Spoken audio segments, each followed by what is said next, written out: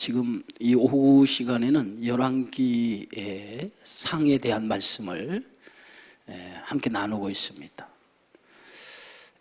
혹시 이 말씀을 여러분들이 떠올리기를 원하신다면 그 홈페이지에 들어가면 오후 예배 설교 말씀이 있는데 그 말씀을 들으면 열왕기의 이 강해 성경에 주는 참된 의미를 우리가 알게 되리라고 믿습니다. 이제 솔로몬이 왕위에 올라서 한 일은 그가 그 왕위에 재임된 그 기간은 40년이에요. 40년. 어린 나이에 왕위에 올라서 40년 동안 명실상부한 이스라엘 나라의 통일 왕국의 왕으로서 40년을 이제 다스리게 되어지는데, 그 40년의 그 통치 그 기간 동안에 대부분을 성전을 건축하고 왕궁을 건축하고 그 밖에 많은 건축물을 건축하였던 것이 솔로몬의 40년 통치 기간이었다, 이렇게 볼 수 있어요. 이것은 단순하게 솔로몬이 왕위에 재임해서 성전을 짓고 왕궁을 건축하고 다른 건축물을 지은 것이라고 생각하기보다는 이 건축물을 통해서 솔로몬이 가지고 있는 그 국정 운영,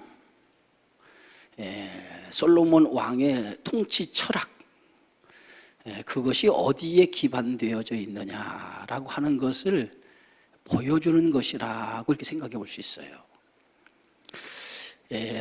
한 나라의 지도자가 되면 그 지도자는 반드시 미래에 대한 비전이 있어요. 그렇죠? 미래에 대한, 어떻게 이 나라를 이끌어 갈 것인가라고 하는 미래에 대한 비전, 그 통치의 철학을 가지고 나라를 다스리게 되어지죠. 만약에 그 비전과 통치의 철학이 없다면 어떻게 보면 그런 사람은 지도자가 되면 안 돼요. 그죠? 통치 철학과 비전이 분명해야 돼요. 근데 만약에 잘못된 통치 철학, 잘못된 비전을 가지면 그건 역시 그 백성에게 불행한 거죠. 그 백성은 불행한 거죠. 역대에 보면 잘못된 통치 철학을 가지고 나라를 다스리는 사람들이 참 많잖아요. 그런 것처럼 오늘 이 성경의 말씀에 솔로몬 왕이 40년의 나라를 이제 재임하는 그 기간을 통해서 그가 한 일을 가만히 들여다보면 솔로몬 왕이 가지고 있는 가치, 철학, 그가 나라를 운영하는 국정 운영에 대한 모든 것들을 우리가 알 수가 있어요. 40년의 기간을 통해서 솔로몬이 한 것은 다른 게 아니에요. 왕궁을 건축하고 성전을 건축하고. 그런데 또 그것만 건축했느냐? 오늘 성경 말씀 한번 뒤돌아봅시다. 9장 뒤편에 보면 이렇게 써 있어요. 15절 15절 함께 읽습니다. 솔로몬 왕이 역군을 일으킨 까닭은 이러하니 여호와의 성전과 자기 왕궁과 밀로와 예루살렘 성과 하솔과 무깃도와 게셀을 건축하려 하였음이라. 전에 애굽 왕 바로가 올라와서 게셀을 탈취하고 불사르고 그 성읍에 사는 가나안 사람을 죽이고 그 성읍들을 자기 딸 솔로몬의 아내에게 예물로 주었더니 솔로몬이 게셀과 아래 베로론을 건축하고 또 바알락과 그 땅에 들에 있는 다드몰과 자기에게 있는 모든 국고성과 병거성들과 마병의 성들을 건축하고 솔로몬이 또 예루살렘과 레바논과 그가 다스리는 온 땅에 건축하고자 하던 것을 다 건축하였는데 그랬어요. 그러니까 우리는 40년 통치 기간 동안에 알고 있기를 솔로몬 왕은 성전을 건축하는데 7년이고 13년을 왕궁을 건축하는 일에 13년을 보냈다라고 생각합니다만은 나머지 20년은 뭘 했느냐 보니까 그 뒤에도 솔로몬은 쉬지 않고 뭘 했어요? 건축하는 일을 하게 되어졌다는 거죠. 그러니까 뭔가 이렇게 건축하는 일을 40년 통치 기간 내내 솔로몬이 한 일은 뭐냐면 건축이었어요. 건축. 이것은 단순하게 솔로몬이 뭔가를 했다라고 하는 것을 드러내고자 하는 것이 아니라 그 건축하는 그것은 솔로몬 왕이 가지고 있는 통치 철학이 그 안에 들어있다는 거예요. 그 안에. 그런데 솔로몬이 이렇게 건축을 하면서 드러내고자 하는 것이 뭐냐? 솔로몬이 왕위에 들어서자마자 했던 일부터 시작을 해서 왕궁을 건축하고 이제 모든 것들을 건축하는 그 과정 속에서 솔로몬이 가졌던 그 가치, 그 통치 철학, 그것이 무엇에 기반되어 있는, 무엇에 기초가 되어져 있느냐라고 하는 것을 우리가 들여다보면 이 솔로몬이 참 믿음의 사람이구나라고 하는 것을 우리가 알 수 있는데 실제적으로 보면 과연 그가 믿음의 사람이었는가라고 하는 것을 우리가 한번 생각해 볼 수 있다는 거예요. 말년에 이제 솔로몬이 지은 책이 있잖아요. 그게 뭐죠? 솔로몬의 잠언과 이 전도서인데, 전도서는 그의 말년에 지은 책이에요. 그가 인생의 모든 것을 다 경험하고 나서 그 경험 속에서 지은 책이 이제 잠언과 그 전도서인데, 그 전도서를 보면 그 인생을 살아왔던 것 중에서 무엇이 제일 중요했던가라고 하는 것을 결론으로 그가 얘기하고 있는 거예요. 그 결론이 이제 전도서. 그 전도서를 보면 솔로몬의 인생의 모든 결론이 하나님이었구나라고 하는 것을 알게 되어지지만은 그가 이렇게 젊은 시절, 통치 시절에는 결코 그의 가치가 거기에 있지 않았다라고 하는 것을 볼 수 있어요. 첫 번째로 우리가 알 수 있는 것은 솔로몬이 왕위에 오르자마자 한 일이 뭘까요? 솔로몬이 왕위에 한 일이 뭐예요? 성전 건축이에요? 솔로몬이 왕위에 올라서자마자 한 일이 뭐예요? 제사죠, 제사. 기본 산당에 가서 하나님 앞에 제사를 드리는데 그 제사가 규모가 어땠어요? 그 제사의 규모가 어땠어요? 어마어마했어요. 어마어마했어요. 그 제사의 규모가. 1,000마리의 제물을 하나님 앞에 번제로 드렸어요. 1,000번제. 그것을 1,000번을 나누어서 드린 게 아니라 1,000번제, 1,000마리의 짐승을 가져다가 그 짐승을 하나님 앞에 제물로 드렸단 말이에요. 한번 생각해 보세요. 자기가 왕위에 올라서서 하나님 앞에 첫 번째 한 일이 제사를 드리는데 그 제사가 1,000마리예요, 1,000마리. 그럼 그 1,000마리의 짐승을 하나님 앞에 제사를 드릴 때 번제로 드리는데 그 1,000마리의 짐승을 쫙 세워놓고 세워놓은 그 짐승을 하나님 앞에 번제물로 드리는 그것을 우리가 한번 떠올려보자 이거예요. 그러면 그 규모가 어마어마하겠죠. 그렇죠? 여러분들이 좀 이해하면 고개라도 끄덕거리든지 무슨 응답이 있어야지. 사람이 얘기하면 좀 알아듣는 척이라도 해야 이 말하는 사람이 기분이 좋고 그러잖아요. 그렇지 않아요? 그렇지 않습니까? 1,000마리를 번제로 드리는데 그 규모가 어마어마할 거 아니에요. 한 마리도 아니고. 그리고 그 1,000마리를 드리기 위해서 동원된 사람, 제사장들 생각해보세요. 그 어마어마할 거란 말이에요. 그런데 그것이 왕위에 올라서자마자 누가 한 일이에요? 솔로몬이 한 일이에요. 어마어마한 규모로 하나님의 제물을 드리고 제사를 드리는 거 첫 번째 한 거예요. 그리고 그것으로 끝나는 게 아니잖아요. 두 번째, 솔로몬이 하루에 왕궁에서 소비되는 음식물이 있었어요. 왕궁에서 소비되는 음식물. 그래서 우리 지난번에 왕궁에서 소비되는 음식물에 대해서 우리 잠깐 생각해 봤죠. 기억나십니까? 물론 안 나겠죠. 물론 안 나요.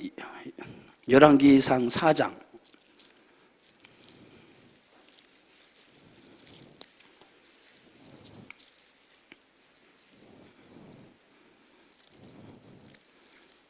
22절부터 열왕기 4장 22절부터 한번 읽습니다. 솔로몬의 하루의 음식물은 가는 밀가루가 30고루요 굵은 밀가루가 60고루요 살찐 소가 10마리요 초장의 소가 20마리요 양이 100마리이며 그 외에 수사슴과 노루와 안산슴과 살찐 새들이었더라. 이것이 뭐냐면 하루에 솔로몬 궁에서 소비되는 것들, 자기 왕궁의 사람들이 솔로몬이 먹는 그 왕궁에 있는 사람들이 먹는 음식을 이렇게 그 규모를 소개하고 있어요. 단순히 성경이 이것을 그냥 소개하는 것이었을까요? 또 하나, 오늘 우리가 열왕기상 8장 63절에 보면 솔로몬이 성전을 다 건축하고 봉헌식을 해요. 근데 그 봉헌식을 했을 때의 그 장면 가운데 하나가 오늘 성경에 기록이 되는데 어떻게 기록되냐면 63절에 보면 이렇게 읽어봅시다. 시작. 솔로몬이 화목제의 희생 제물을 드렸으니 곧 여호와께 드린 소가 22,000마리요. 보세요. 성전을 다 건축하고 봉헌식을 했단 말이에요. 그런데 그 봉헌식에 하나님 앞에 화목제와 희생 제물을 드렸는데 그 봉헌식과 희생 제물을 드리기 위해 동원된 그 제물이 소가 몇 마리예요? 22,000마리. 22,000마리. 아까 솔로몬이 왕이 되어서 그가 하나님 앞에 제사를 드릴 때 그 제물이 몇 마리였어요? 2만 몇 마리? 1,000마리잖아요. 1,000마리. 정신 차리라 이거예요. 1,000번째니까 1,000마리 가지고 제물을 드렸어요. 그것도 어마어마한 규모야. 1,000마리 가지고 드리는 규모, 어마어마한 규모예요. 그런데 이제 성전을 다 짓고 봉헌식을 하는데 그 봉헌식에 동원된 하나님에 드려진 희생 제물에 동원된 제물이 얼마냐면 숫자가 소가 22,000. 놀라지도 않네 여러분들. 놀란 척이라도 좀 해야 되는데 놀란 척도 안 해. 여러분들 22,000은 아무것도 아닌가 보다. 22,000마리 소를 계산을 한번 해봐. 요새 소값이 얼마나 가죠? 돈으로 계산해야 눈이 번쩍 뜨리지. 소 한 마리 얼마나 갈까요? 물론 여러분들이 모를 거. 왜냐하면 여러분들이 가축을 기르지 않으니까. 보통 소 한 마리 값이 한 100만 원 갈까요? 예? 300만 원. 300만 원 간대. 소 한 마리. 살찐 소를 쓰니까 이게 큰 소 아니에요. 그러면 소 한 마리 얼마예요? 예? 1,000만 원? 1,000만 원? 너무했다. 1,000만 원은. 자, 그러면 어쨌든 간에 그러니까 같이 생각이 다 다르니까 어쨌든 간에 소 한 마리에 100만 원만 칩시다. 우리가 좀 깎아서. 그러면 22,000마리야. 22,000마리. 그러면 오늘날 돈으로 환산하면 얼마야? 이거 계산 못할까? 이거 아무튼 지금 시간이 몽롱하니까 계산이 잘 안 되면 따라 봅시다. 많다. 이러면 돼. 그냥 목사님 그냥 많아요. 그냥 이렇게 하면 돼. 모르면 그걸 굳이 계산하려고 하지 말고. 예? 어마어마한 돈이겠죠. 그런데 그것이 끝나지 않아요. 오늘 성경에 보니까 양이 12만 마리. 그래도 안 놀래 여러분들은. 얼마나 부자인지. 양이 몇 마리예요? 12만 마리. 소가 22,000마리인데 양이 12만 마리래요. 그러면 양 한 마리에 또 얼마가 될까? 예, 그러면 돈으로 계산하면 얼마야? 많다. 이제 훈련이 되네. 많아. 어마어마한 금액이야. 그런데 솔로몬이 성전을 건축하면서 하나님 앞에 제물을 드리는데 그 제물이 소가 22,000마리, 양이 12만 마리. 이 제물을 가지고 하나님 앞에 뭘 했어요? 봉헌식을 했어요. 그러면 솔로몬이 왕위에 올라서 이렇게 했던 그 일들을 가만히 보면 이 솔로몬이 행한 일들을 성경에서 기록하고 있는데 왜 굳이 성경에서 솔로몬이 왕위에 들어서서 1,000번째 1,000마리라고 하는 제물을 가지고 하나님의 제사를 드리고 시작을 했더라. 솔로몬의 왕궁에서 하루 소비하는 양식이 이와 같았더라. 그리고 솔로몬이 성전을 봉헌하는데 22,000마리의 소와 12만 마리의 양을 하나님의 제물로 드렸더라고 숫자를 밝히는 이유가 있을 거 아니에요. 성경은요, 뭔가를 드러내고자 할 때 분명하게 자세하게 그것을 우리에게 밝히고 있는 거예요. 그냥 그것이 중요하지 않으면 성경은 중요하지 않은 것은 대충 넘어가요. 왜? 그것은 별로 중요하지 않기 때문에.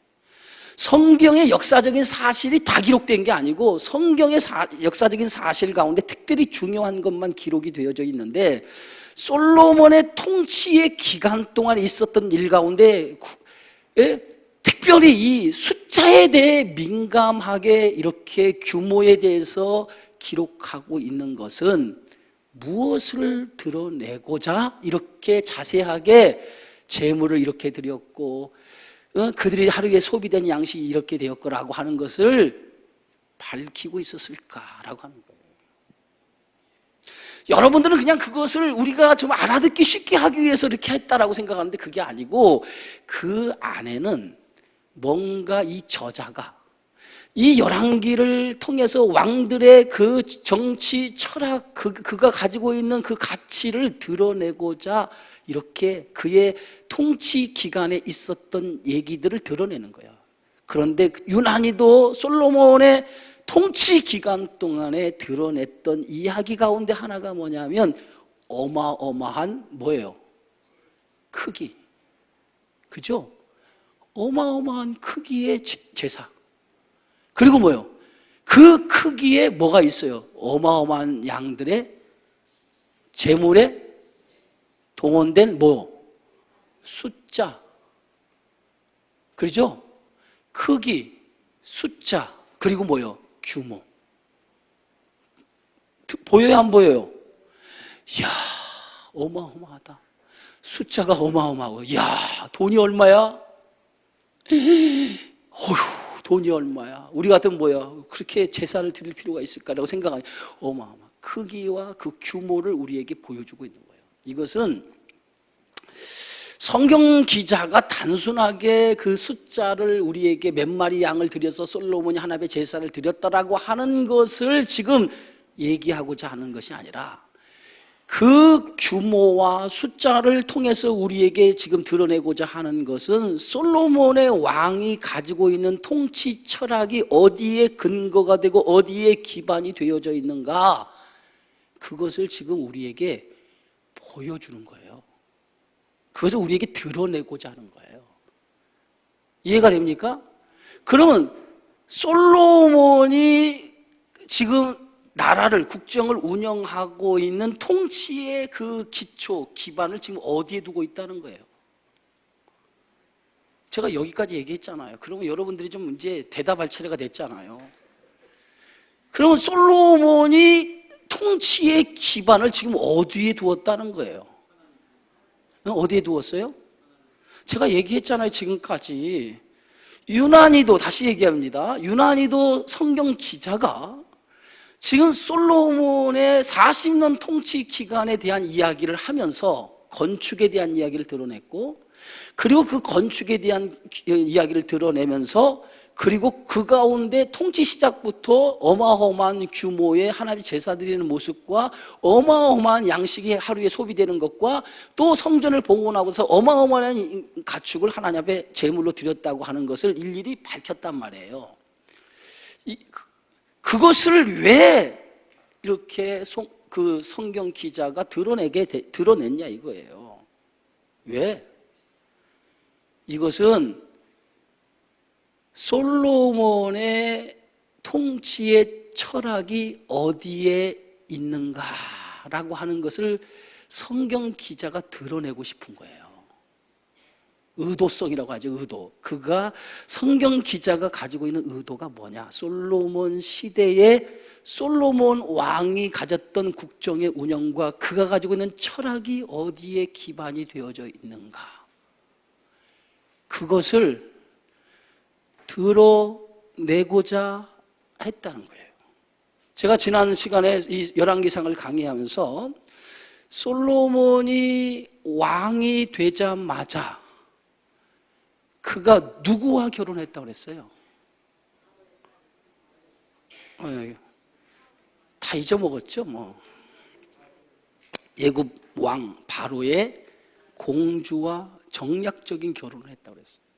그것은 하나의 예를 보여주는 것이 아니라 그거 역시도 뭐야? 이 성경 기자가 드러내고자 한 하나님의 그 성경에 드러내고자 하는 솔로몬의 철학을 지금 드러내는 거예요. 그것도 하나의 사람. 그러나 전체적인 오늘 말씀 속에서 이렇게 드러내고자 하는 것이 뭐냐면 솔로몬이 가지고 있는 국정의 철학이 뭐냐? 그 기반이. 그것은 바로 숫자, 규모, 크기에 있었다는 거예요. 그러면 이것은 숫자, 이런 규모는 지금 무엇을 지금 우리에게 말하고 있는, 그것은 솔로몬 왕이 하나님을 빙자하고 있지만은 실제는 그 속에 누굴 드러나는 거예요? 자기를 드러내고자 하는 것이 그 안에 자신을 드러내고자 하는 과시욕이 그 안에 있다는 거예요. 무슨 얘기 알았어요? 우리는 정확하게 솔로몬을 봐야 돼요. 그래서 오늘 성경 9장 1절의 시작이 뭔가를 잘 봐야 돼요. 9장 1절 본문을 좀 띄워보세요. 자, 방송실 9장 1절. 사람이 없나요?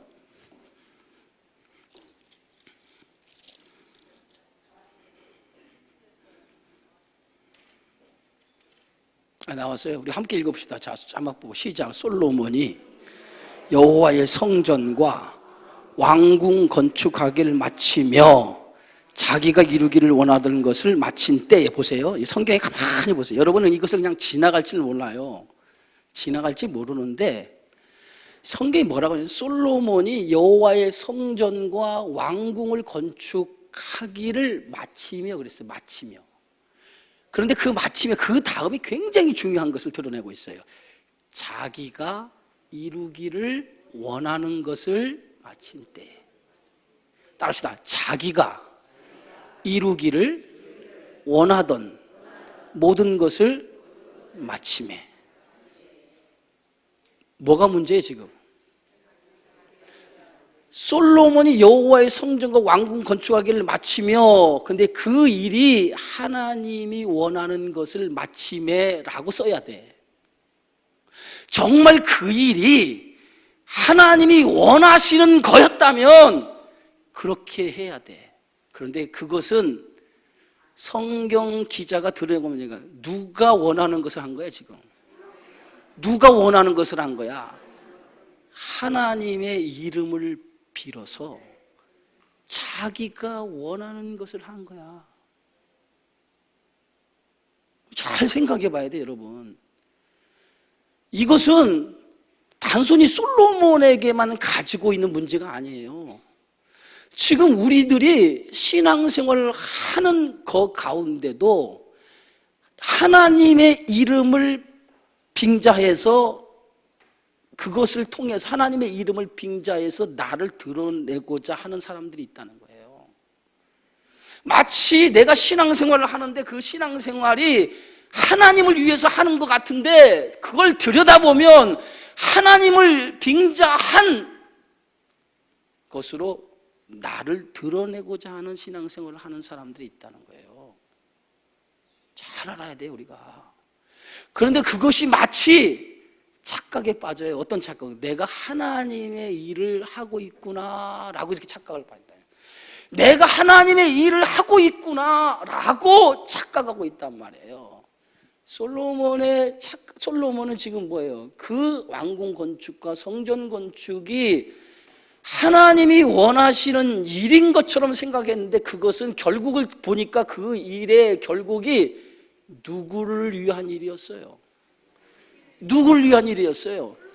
자기를 위한 일이었다는 거예요. 예? 제가 지난 시간 얘기했죠. 하나님은 지금 솔로몬이 성전을 건축하는 그 일에 대해서 솔로몬은 그래서 내가 하나님의 집을 건축해야겠다. 내 집은 뭐요? 다윗이 생각, 내 집은 화려하게 내가 사는데 하나님은 초라하게 산다는 거예요. 그러니까 이것은 다윗이 하나님을 향한 생각이었어요. 근데 사실은 하나님이 지금 우리처럼 어느 집에 거하시는 분이란 말이에요. 이게 인간의 착각이라는 거예요. 하나님이 어디에 거주하시는 분이 아니란 말이에요. 제가 그래서 지난번에 성전의 개념에 대해서 제가 설교를 했죠. 이 오후 시간에. 안 들으셨구나, 여러분들이. 잘 모르시는구나. 다시 홈페이지에 들어가서 오후 예배 설교를 들어봐요.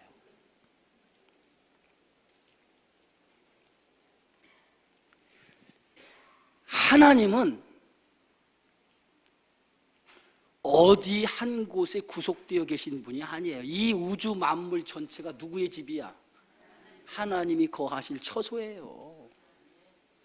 인간이 생각한 거지. 하나님의 집을 줬으면 좋겠다. 그 집에 하나님 머물게 했으면 좋겠다. 이건 인간의 생각이지 하나님이 어느 한 곳에 머무는 곳이 아니잖아요. 그잖아요.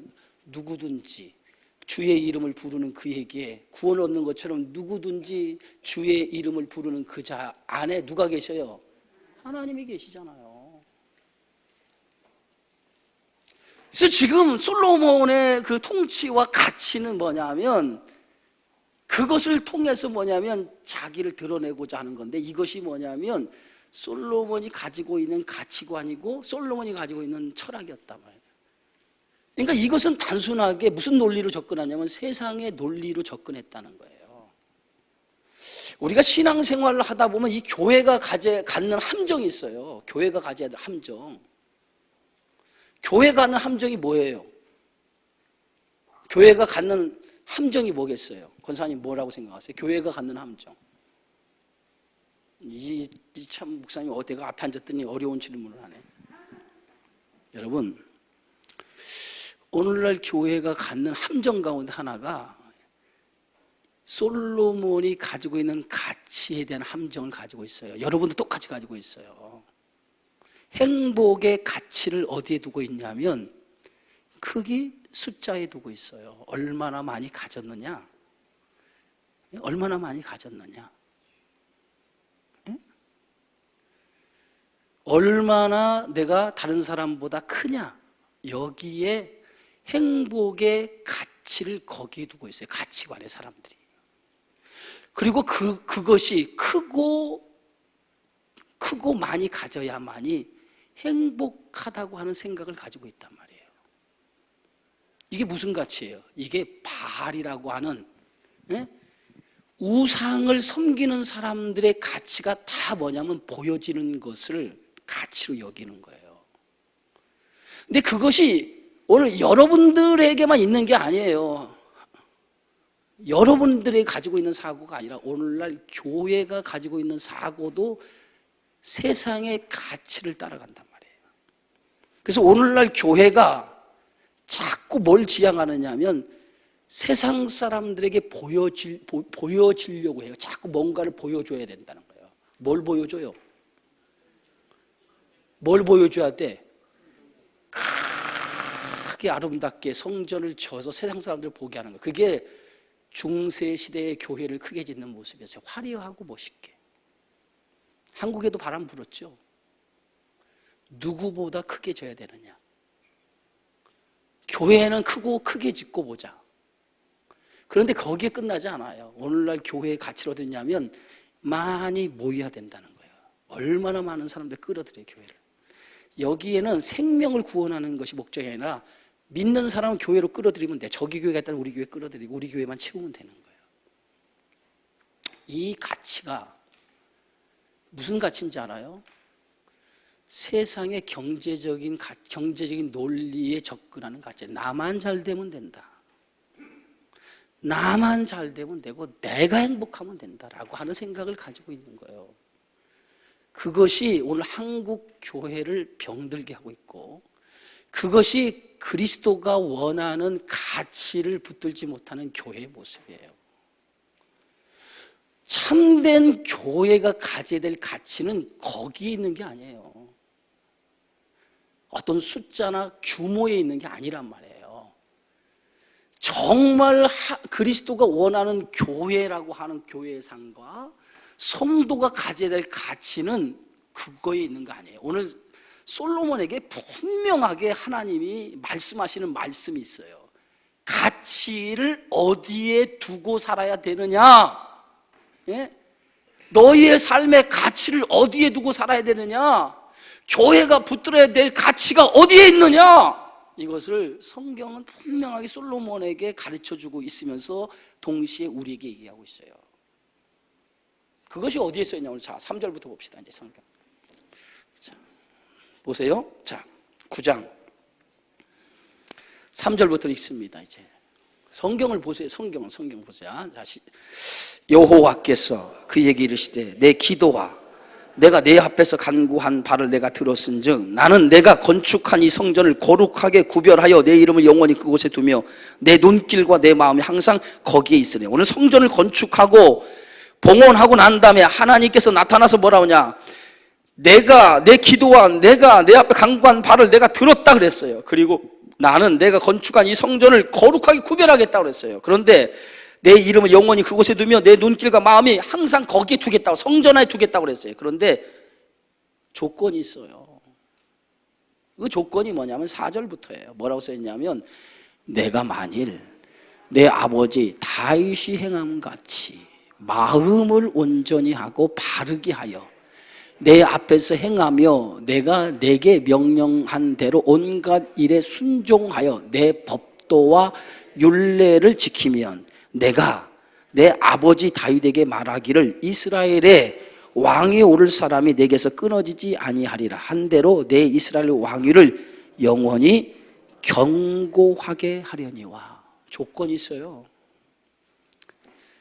하나님이 항상 내 기도를 들으시고 내 눈이 너희 안에 있을 거라는 거야. 그것이 하나님께서 약속하신 거예요. 성전을 건축한 그곳에 하나님이 눈이 있고 항상 그곳에 있겠다. 그러나 조건이 있어요. 그것은 오늘 손 좀 본문을 띄워 놓으세요. 그건 무엇을 얘기하냐면 4절에 띄워놓으세요. 다윗이 행한 같이 마음을 뭐 하고요? 온전히 하고 마음을 바르게 하여 내 앞에서 행하며 내가 내게 명령한 대로. 중요한 게 있어요. 중요한 것은 뭐냐면 하나님이 원하시는 말씀 앞에 순종하고 살아가야 된다는 거예요. 하나님의 말씀이 순종이 되지 않냐, 그 말씀을 지키려고 하는 순종의 삶이 없으면 너의 모든 삶에 하나님의 마음이 임하고 하나님 눈이 너에게 임하는 이 모든 것은 다 뭐로 돌아가는 거예요? 네? 수포로 돌아가는 거예요. 그러니까 결국은 성도가 가져야 될 삶의 가치가 어디에 있느냐? 오늘 솔로몬에게 주신 말씀이에요. 솔로몬이 붙들고 있는 삶의 가치, 어떤 숫자나 크기에 두지 말고 뭐에 두라는 거예요? 하나님은 너의 삶의 가치와 너의 삶의 기반을 어디에 두라는 거예요, 지금? 네? 지금 너의 삶의 가치, 너의 삶의 기반을 지금 어디에 두고 있으라는 거예요? 말씀 앞에 두라는 거예요. 말씀 앞에. 하나님의 말씀 앞에 너의 가치와 너의 삶의 기반을 거기에 두라는 거예요. 거기에 말씀에 너의 삶의 기초를 두고 너의 삶의 기반을 거기에 두고 너의 삶의 모든 삶의 방향과 목적을 거기에 두라. 할렐루야. 거기에 두라는 거예요. 거기에.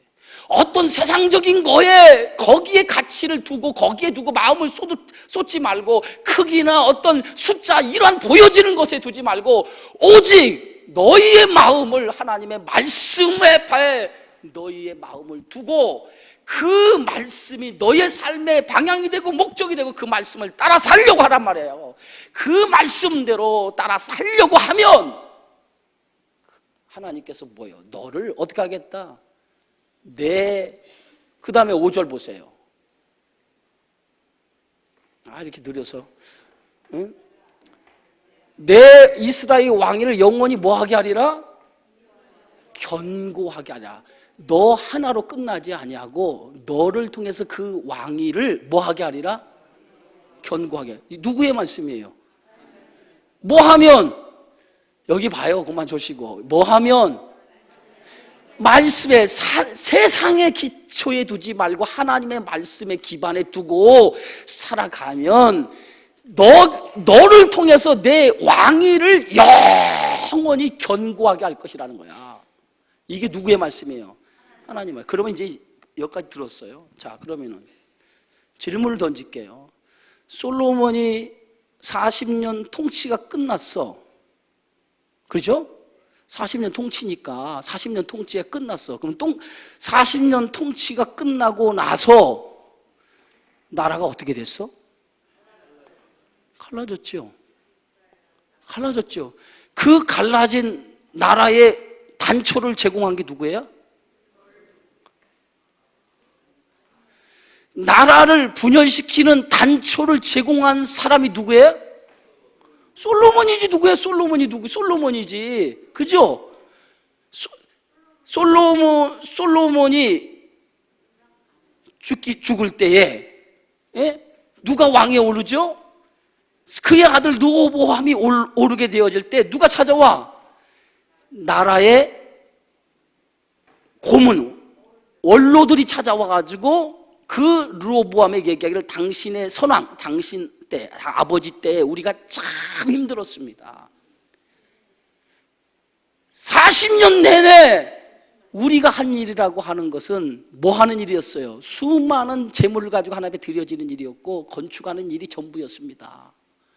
이 일에 우리는 이 일을 하느냐고 우리는 다 이렇게 그 어마어마한 것에 재물을 들고 어마어마한 것에 우리의 모든 삶이 피폐됐습니다.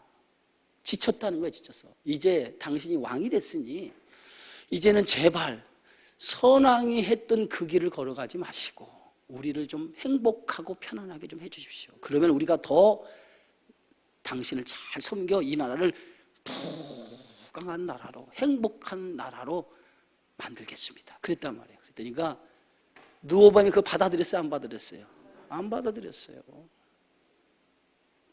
그리고 오히려 젊은 사람의 얘기에 내가 채찍 정갈로 이번에 아버지가 채찍질에 나는 전갈로 너희들 다스리겠다. 결국은 더 강한 드라이브 정책을 하겠다라고 공언을 했어요. 결국은 이것이 나라가 쫙 갈라지는 결과를 낳게 되어져요. 그리고 보세요. 나라가 갈라졌어. 그래서 이 나라가 똑바로 갑니까?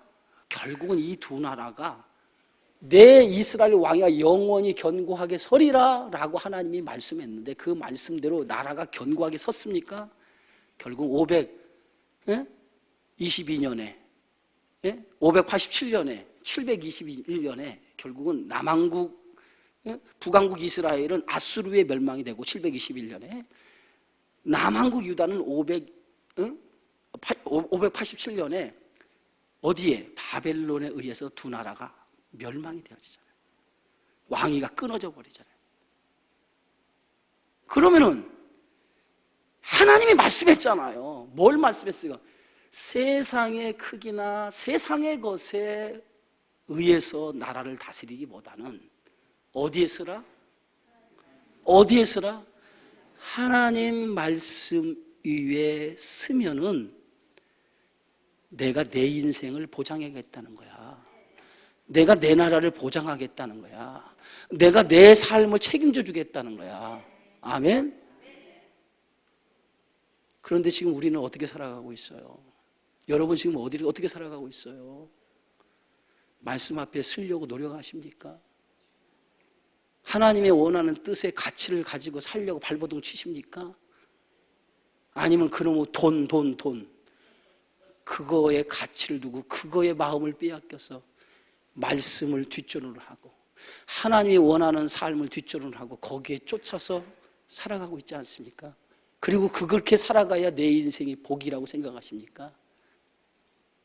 그것이 지금은 복인 것 같은데 지금은 그것이 복인 것 같은데 시간이 지나고 세월이 지나가면 그게 복이 아니라 결국 그것이 여러분의 삶을 어떻게 만드냐? 피폐하고 황폐하게 만드는 결과를 낳게 되어진다는 거예요.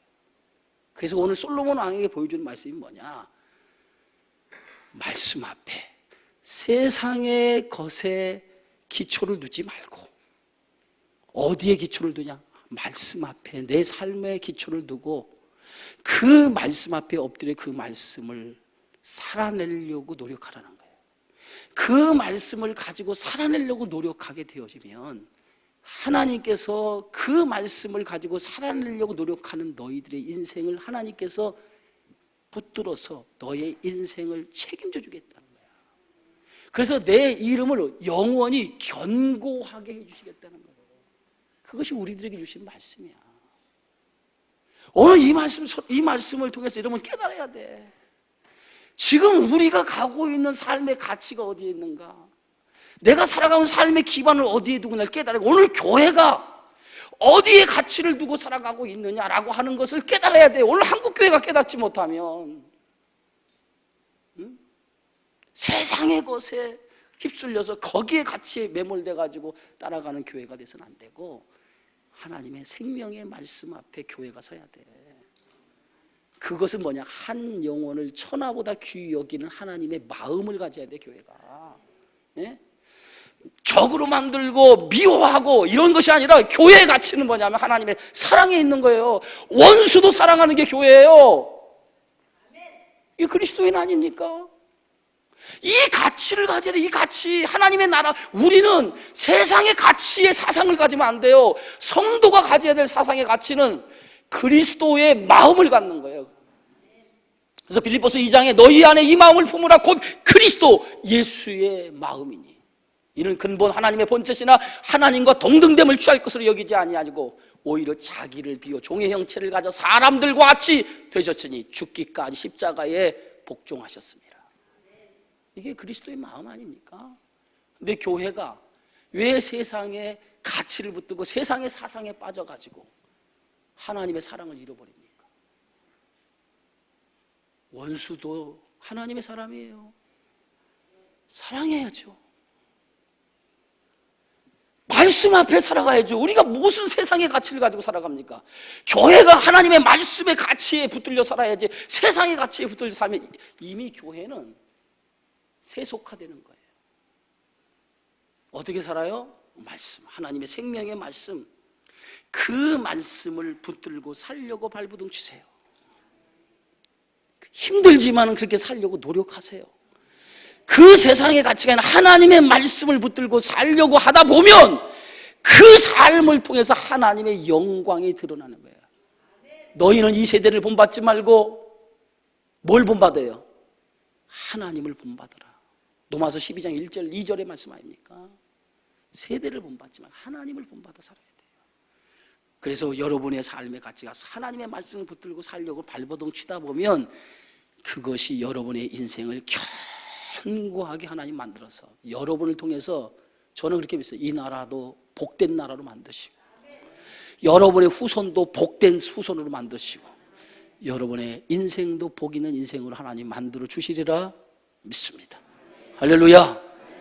기도합시다. 하나님 은혜 고맙습니다. 오늘도 생명의 말씀을 통해서 우리에게 주신 이 깨달음을 갖게 하시고 언제나 세상의 가치를 붙드는 저희들이 아니라 하나님의 말씀의 가치를 붙들고 그 가치 안에서 살아가는 저희들 되어서 그래서 하나님의 말씀이 인도하는 대로 순종하여 그것이 영원히 나와 내 후손이 복이 되어지는 축복된 인생을 살아가는 모든 하나님의 거룩한 종들이 되게 하여 주옵소서. 예수님의 이름으로 기도하옵나이다. 아멘.